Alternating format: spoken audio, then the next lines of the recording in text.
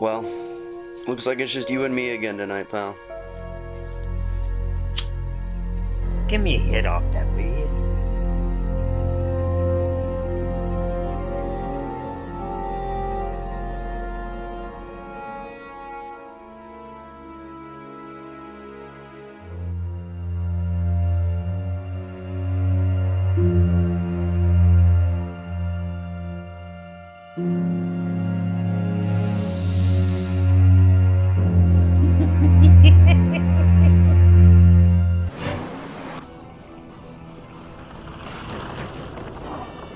So it's kind of like this, evil car. It's kind of like possessed, even though that's kind of dumb.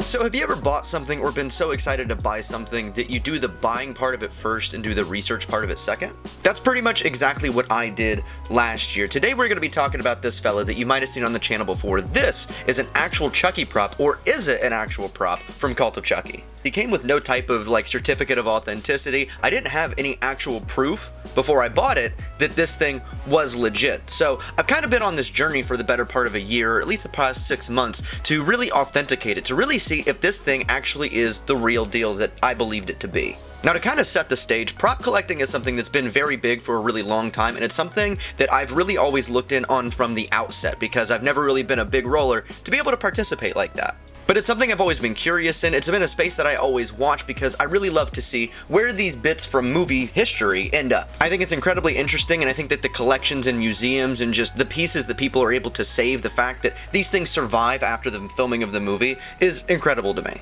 And to find out where it is, to see that it's being preserved, to see that it's being taken care of, I don't know, it just brings a sense of satisfaction, I guess, that other people care about these movies as much as, I and other people do.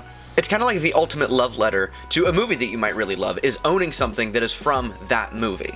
And when it comes to Chucky now these days, we obviously have these awesome 1-to-1 scale replicas, but I remember back in the day, looking online and seeing photos just like these ones right here of where some of the dolls ended up, to see them in some type of online auction. And I used to think the price they would go for were pretty out there, but yeah, these days I'd have to take out a second mortgage. And so even though it's a space that I've never had too much ability to really participate in, kind of focus my collecting eyes elsewhere, it's always been something I've had a lot of respect for and a lot of curiosity of. Now let's fast forward back to the present day, and now here we are. Now I'm in a spot where I'm able to talk to you guys, and I'm in this community where I can talk about Chucky and Chucky dolls, and there's a lot of folks that feel the exact same way, or maybe even actually collect these props. And when it comes to Chucky props specifically, there's a lot of really brilliant collections out there. Obviously, Garrett Zima, who actually works on the dolls, has a brilliant actual screen use collection, as does Killer Armor, who has some of the dolls, and I believe actually has the good guy doll Garrett Zima once owned. So it's a pretty tight-knit circle. And somebody who also takes part in this is somebody who I've had the pleasure of meeting and becoming friends with, and that is JaffX05. JaffX05, or Jonathan as he's going to be referred to from here on out, is a really cool dude. He's somebody who, just on a personal note, I've been able to talk to, been able to kind of keep up with, just be able to talk about some Chucky stuff, and he's been a really great, friend to be able to have in this space. He's very knowledgeable, he knows what he's talking about, and he is the reason that I have this here today. That's where the story really begins, is conversations with Jonathan, because Jonathan knows where dolls ended up. He knows certain collectors who might own certain things. And Jonathan is very respectful, so he's never dropped any personal information of these collectors, but it's really interesting to, tell him, oh, I'm really curious where X ended up, and he's like, oh, I know exactly who owns X, and here's a photo of it from 2 years ago, and it's really interesting. And it's because I was looking for one specific piece that I had seen on auction a few years ago, and it is actually this piece right here. This is a screen-used head from Curse of Chucky. This is only part of the actual puppet used in the scene where the stitches are removed in the attic by Barb. I saw this head go up for auction years ago. I never knew what it was sold for. I never knew what happened to it afterward, but it is something I've kind of always kept my ear low to the ground about, and Jonathan kind of knew about it. That piece does have a very good home at the moment, so I kind of looked past it and decided to, okay, I should probably not try and, find something screen used or do anything like this. It's kind of crazy.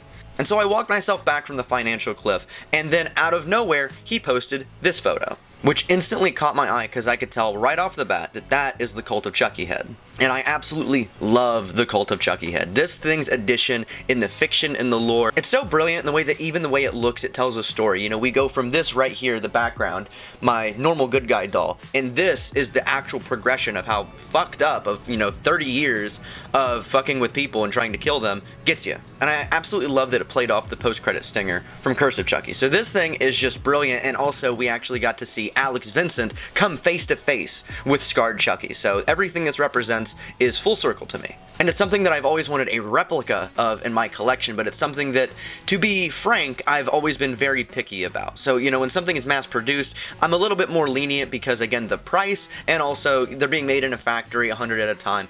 You know, stuff is gonna happen. So when it came to the ideas of like paying to have one custom made, I was always down for that, but I always knew that I would be extremely, extremely picky. So when seeing this one, it caught my eye because I could tell that does not really look like a replica. And the main thing that sold me that in the photo is the eye. I don't know what it is, but especially when you compare this thing, look at it next to Alterian's sculpted Seed of Chucky from Trick or Treat Studios, and you can just see right off the bat that this thing has a different level of life to it, something that just kind of jumps at you, something that is not what you see generally on the replica market. And just like that, my interest was piqued. And so I'm messaging Jonathan, what is this? Where did you see it? Where did you get this photo? You know, what is going on? What is that thing? Can I have it? And he tells me it belongs to another collector, which definitely adds up, and it's something that was offered to Jonathan for sale, but Jonathan decided to go with another piece that he was looking at the time, I suppose. So it's something that Jonathan fully told me, I'm gonna pass on it, but if you want it, I can hook you up. And so began a couple of weeks of hard math, dilly-dallying, staying up late, literally like checking finances to see like, okay, sure, I can afford it, but like, can I afford it? Is it something that I can have for my collection and be proud of, or is this something that's gonna put me into financial ruin and eating ramen every night for the next 8 months? And also the fact of, is it even real? And so that's where me and Jonathan started, was to reach out to this collector to kind of get the story that he had on this piece. And some real quick history for the collector that did own the head. Now this collector, right off the bat, I could tell was absolutely legit. I still like to respect the privacy of this collector, so I'm still not going to be naming them, but they are somebody who, just taking a look at their history in the prop world, even, you know, the digital history through online and actual interactions and transactions, it was pretty easy to see that, yeah, he's pretty legit. And also the fact that this head is photographed with other dolls that are 100% confirmed to be screen used that are now owned by other collectors. So it was, you know, pretty good feeling to feel that, all right, if that doll is in this photo and that person really owns it, then this thing has to exist and it's gotta be legit, like he's really selling it, right? If this is one of the sources where these dolls come from. And now this collector didn't have a lot of specific information about this thing other than, you know, where he got it and what he believed it to be. And that was, it was said to have been the designer, the VFX guy's office display piece, which would translate to this being a display piece in Tony Gardner, Alterian Inc.'s office. Which I thought was super interesting because I've seen some photos and videos from Alterian in their offices, and I'm pretty sure I've seen one like it there, but I just started to think, you know, I know that, you know, Tony and them, they do eventually let go of their dolls. I know Killer Armor has gotten some of their dolls. Even the TV show doll from the end of season 2 is now in Killer Armor's collection. But then I did some more digging into Alterian and just kind of see, you know, what dolls do they have on their stock. You know, again, they could have a closet of 10 of these, I don't know, but I do know that I saw one that was on loan to a convention in 2022 from Alterian Inc. And this head looked very similar to the one that I have. Now, if you immediately look at it, you can see a few things right off the bat, like the lower lip stitch, the eye looks the same, but there's a couple of things that they just don't seem 100% right. Some of the spots in the base seem a little bit different, the hair, the gore, it's just a little bit different. And I was thinking, you know, if this was on display at a convention on loan in October of 2022, then how in the world did this collector already have it at that point? So I was very curious to see the timeline on this. So I had thought that possibly I had found it here, but then after doing some quick photo matching, it seemed that no, it's actually not the same one. And that was the next piece of information I had to kind of go off of, was just the knowledge I had from the movie. Now, in the film, I don't believe there is a single shot, there's only a few scenes with the head in the film, but I do not believe that there is a single shot where the head is not animated and actively talking. And that is important because the only other piece of information that that collector had that we were able to get was the fact that this was a static version of the head. So that immediately tells me that this head was not used on screen. So yes, I did buy this knowing for a fact, 100%, unless there was some one random shot, some stunt usage, anything like that. There was near literal zero chance that this was actually screen used. Some folks would consider crazy, but again, me myself, just looking at this thing, it looks enough like the one from the film, and just the authentication of it, you know, was it actually made by Alterian? Because no matter what, still, it's not really going to get better than that. And so after this, I kept digging and kept trying to find anything, you know, looking up hashtags, Google, Reddit, anything, Curse of Chucky, Cult of Chucky, Alterian Inc., anything, any type of behind the scenes information I could find on this thing. And I did find some stuff. There's some fun photos like this one here from the behind the scenes, courtesy of Alterian Inc. There's also some footage from the behind the scenes of them actually, you know, trying to work on the animatronics for this puppet. So there is some really cool stuff out there, but nothing that I could find where they had like a row of these lined up where I could say, oh, that one's the one I have.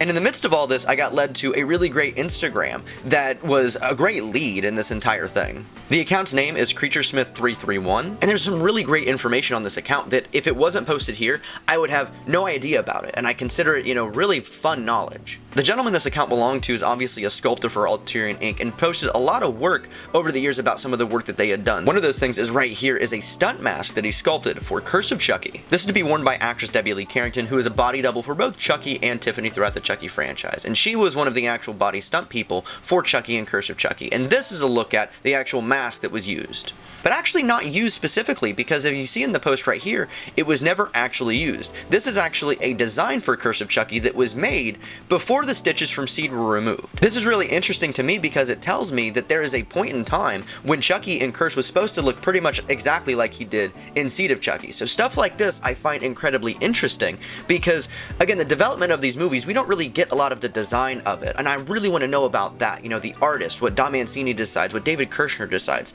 I'd love to know more about the stuff that, to be frank, a lot of docu things about Chucky really don't cover at all. And he even states in a post here about Curse of Chucky that Don Mancini himself is the one that looked at the design of Chucky and picked and chose which stitches and scars stayed and which ones went when it came to the Curse of Chucky more simplified, cleaner design. And I love that. That's something that, again, without this Instagram post here, I never would have known. And I love that fact because I'm always curious, you know, how do they decide that type of shit, you know? So that's the type of stuff that I really love to know. So I'm really thankful to this Instagram account. And so I was so excited to actually find a hit on this. I've actually found somebody who is an artist at Alterian Inc. who might actually be able to give me some information, at least not on this head, you know, just some valuable information that I think deserves to be shared. There's some brilliant design work, artistry, and just a lot of thought and care that goes into these movies that I don't think a lot of people know about. And I think that stuff, again, it's important to be documented and shared. So I was elated to find this account. And so I'd hem and hawed for about an hour on whether or not to try and,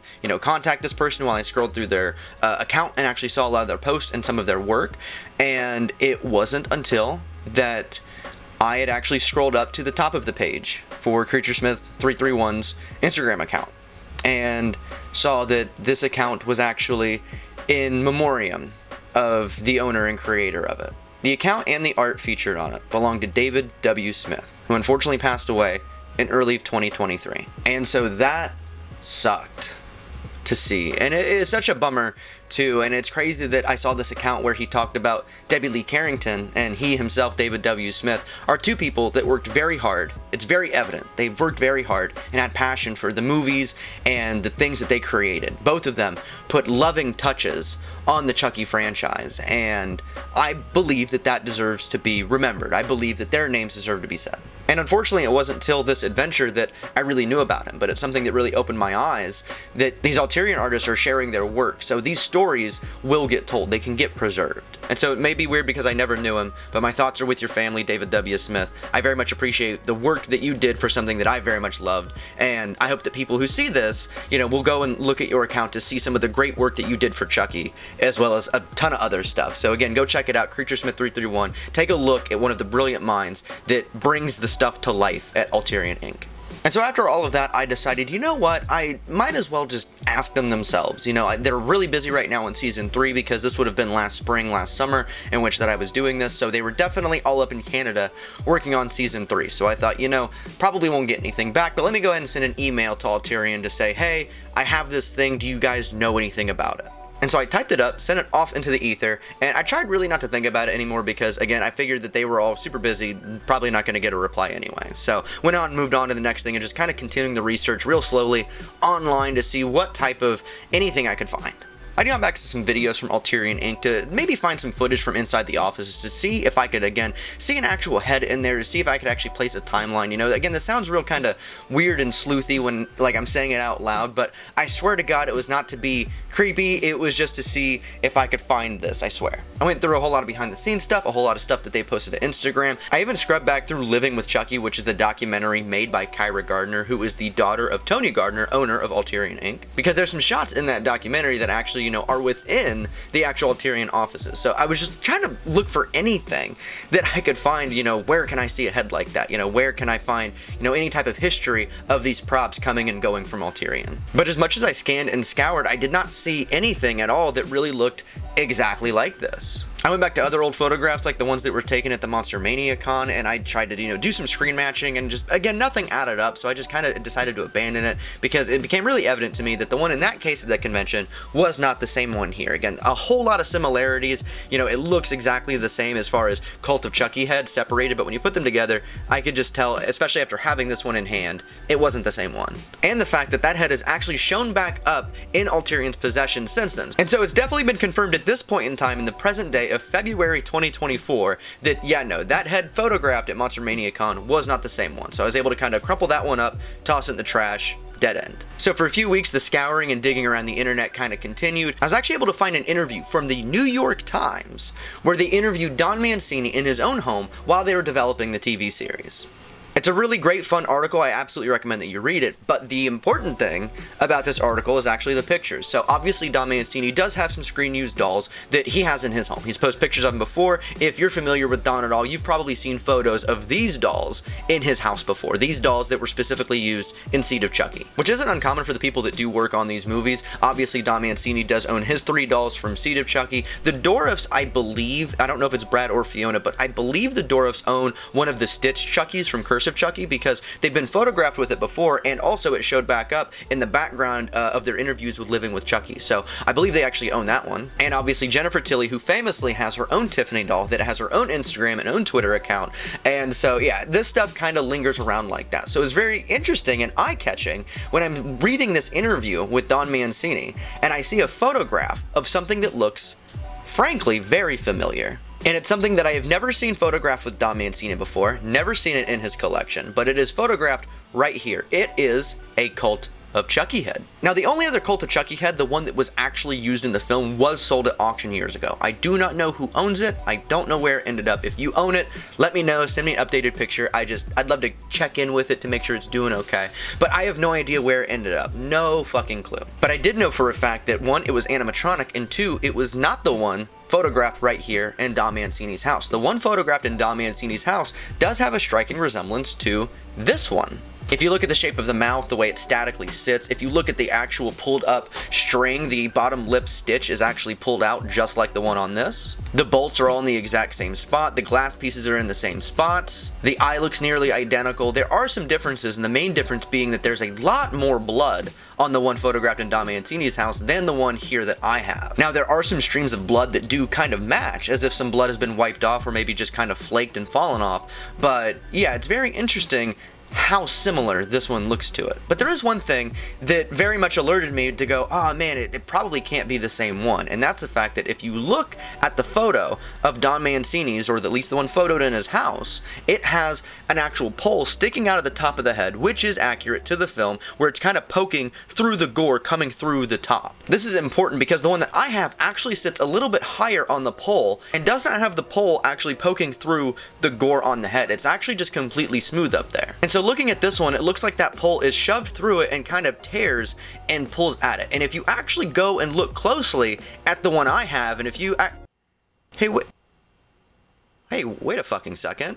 And so taking a look at mine is when I noticed there is a near perfect razor slice that actually goes right back and covers it. This has been shoved through the top, pushed back down, and this gore has been glued back into place. Now we're getting somewhere. When I tell you I stared at that photo for hours. I'm not exaggerating. Just looking at it comparatively to this, just again, a lot of these scratches all match up. A lot of the bolts and stuff match up. The only thing that really didn't is the blood, which technically can come off, and the pole.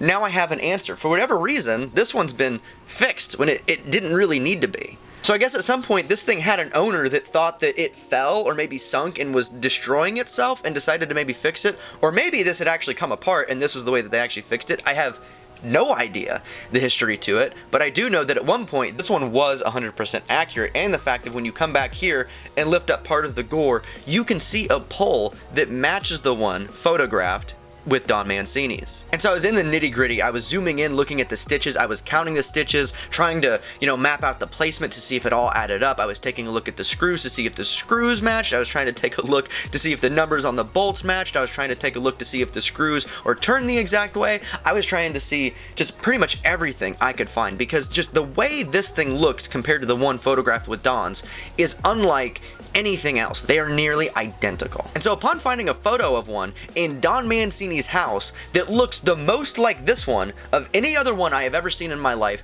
was probably the most anything I've found at all up to this point on this whole journey, on this whole random crusade. That was the most I have gotten. And then that was it. And so I moved on with my life. I went back to work. I tried to not hyperfixate. I still spent a lot of time just sitting here and staring at them, but I moved along and continued to pay it off, not knowing, really having an answer as to the authenticity or really where it came from. So that's where it sat for a long time. That is until one day, a few months later. No fucking way. Out of nowhere, out of thin air, imagine my surprise when I'm going about my day a random amount of time later and I look down at my phone and I see an email reply from Ulterior Inc.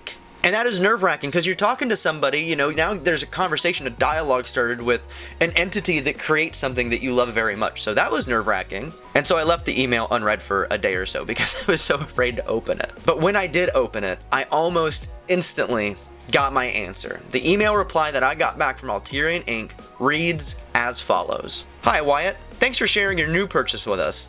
It's fun to see what happens to items through time. That head was built as a thank you gift from Ulterior to the director and producers of Cult of Chucky. That head is a duplicate of an animatronic head that was built for a few scenes in Cult with Alex Vincent as Andy Barclay, torturing a head of Chucky he's kept hidden in a safe in a remote cabin for all of these years. All the same artists that worked on this film worked on these recreations as well. The look of the head matches the way that it was seen on screen, with the pole coming through the top of the head. If yours does not have the pole sticking through the top, it most likely means that someone has messed with that head over the years. We are glad that it has a new home now, and we hope that you're enjoying it. All the best, Team Ulterior. God, it gets me a little emotional, And so straight from their mouths themselves, able to confirm for me, yes, this head that I own here is 100% authentic, made by the artists at Ulterior Inc. Blows my fucking mind. This is information that I have had for several months now, but I've just been wanting to format and how to really bring you guys the story and tell you that, yeah, he's real.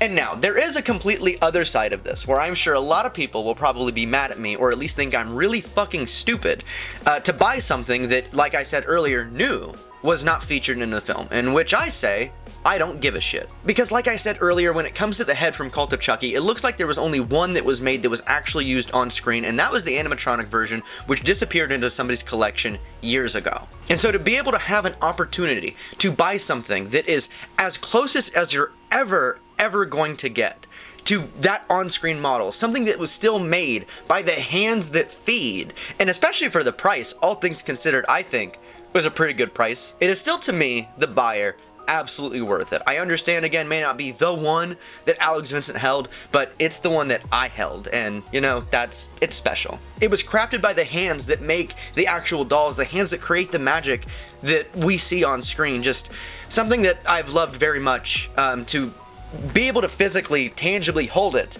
A part of that is pretty much what this is to me, and it's one of my favorite parts of it. It's one of the most harder to capture parts on a shelf, and it is beautiful.